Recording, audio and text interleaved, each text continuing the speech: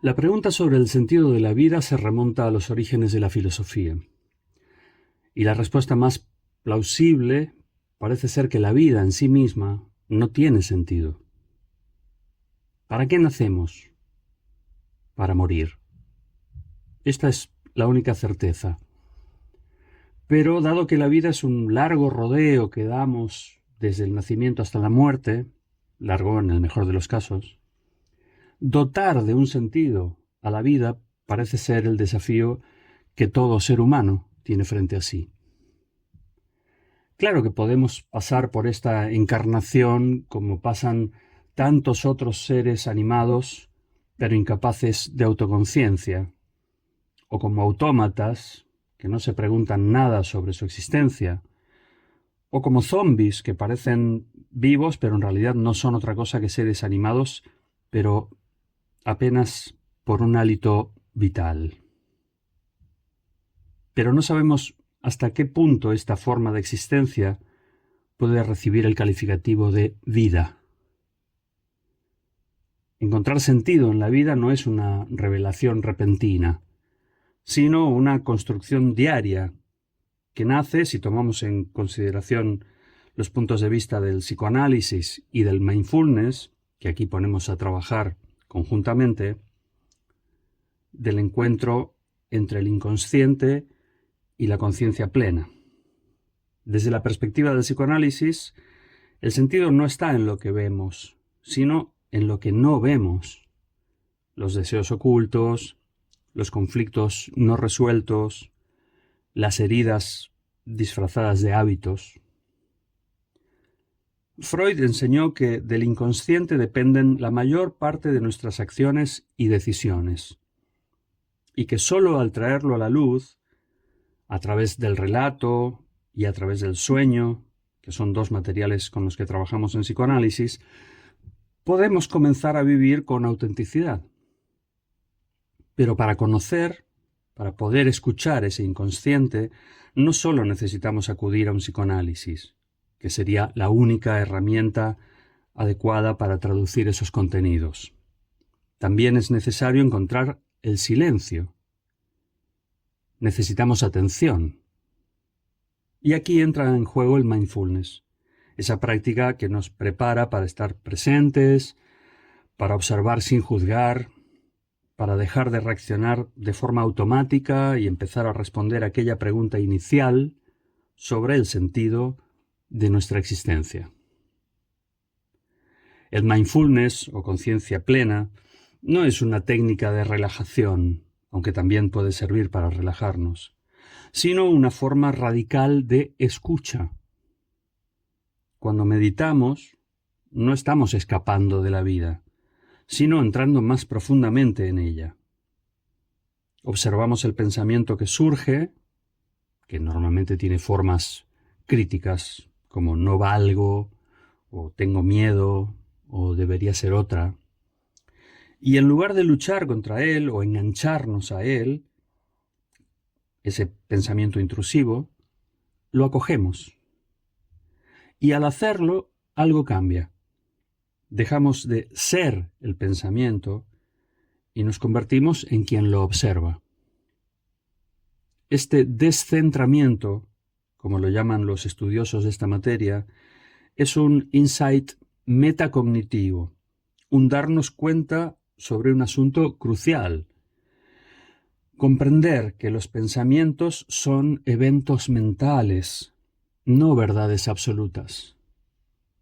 Este descubrimiento no es intelectual, es emocional, profundo y puede resultar radicalmente transformador. El psicoanálisis profundiza. ¿De dónde viene ese pensamiento? ¿A qué escena temprana de nuestra vida responde? ¿Qué figura del pasado sigue actuando en mi presente y condicionando mi manera de pensar y actuar? La terapia es un espacio donde esos ecos pueden ser enunciados, escuchados, elaborados, pero en ocasiones, por la estructura de carácter de una persona, por la sedimentación de ciertas experiencias, Resulta que sin la presencia cultivada a través del mindfulness, el análisis puede quedarse en una interpretación más, en una historia más, o apenas en una racionalización, algo mental, podríamos decir, pero que no conseguimos integrar, hacer bajar al cuerpo, encarnarlo para poder hacerle espacio. Y también hay una complementariedad más que interesante en el sentido contrario. Sin el psicoanálisis, la práctica del mindfulness puede convertirse apenas en una evasión, en una actividad que nos aleja de lo doloroso a base de represión, de no querer mirar para poder sanar, en lugar de acercarnos a él con ayuda de la compasión. El sentido entonces no está en huir del sufrimiento, sino en sostenerlo con otra mirada. El psiquiatra Viktor Frankl lo dijo de una manera sencilla y contundente. Incluso en el dolor hay posibilidad de significado. Viktor Frankl sobrevivió a los campos de exterminio nazis. Con esa afirmación, incluso en el dolor hay posibilidad de significado, no se trata de justificar el sufrimiento, sino de no permitir que nos defina, o dicho de un modo más próximo a la psicología profunda, no identificarnos con ese sufrimiento, no hacerlo un leitmotiv como ocurre en la vida de tantas personas. Porque hay muchas, pero muchas personas que, a falta de un sentido que guíe sus vidas, ponen estas vidas al servicio de un padecimiento que las defina, que las categorice, que las rotule, a veces incluso con una etiqueta diagnóstica. Dicen, soy TOC, soy TDAH, soy bipolar, como si eso fuese lo único que son esas personas. Recuerda que cada vez que elegimos estar presentes ante una emoción difícil, cada vez que nombramos un miedo sin actuar sobre él, estamos ejerciendo libertad. Y en esa libertad, y de esa libertad, nace el propósito. Este aprendizaje forma parte de un proceso, y este proceso obviamente no es lineal. Requiere repetición, requiere paciencia.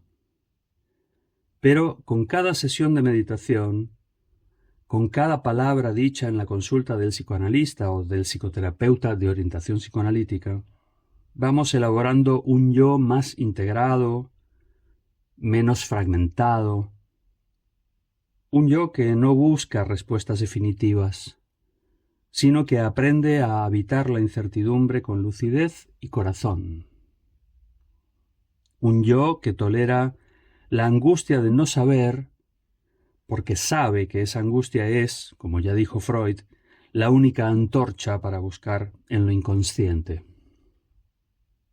Un yo que no se defenderá ante sus oscuridades, que no intentará pulir las aristas de la personalidad para salir mejor en la foto.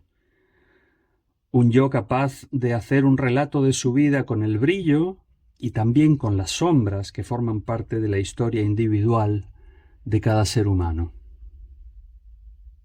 El sentido no se encuentra al final del camino. El sentido se va construyendo paso a paso en cada acto de atención, en cada acto de coraje. Atención que se practica y se estimula mediante el mindfulness. Coraje que se requiere para mirar eso que no queremos ver, pero que una vez visto e integrado en el relato vital, nos hace más auténticas, más verdaderas, como cada vez que se cierra un periodo de análisis personal. Hasta aquí lo que te queríamos traer en este episodio. Gracias por tu atención. Si te ha gustado, Nos iría muy bien que nos dejaras un like, porque eso alimenta el algoritmo y permite que otras personas reciban los contenidos que vamos subiendo regularmente a este canal de Vida Plena en YouTube.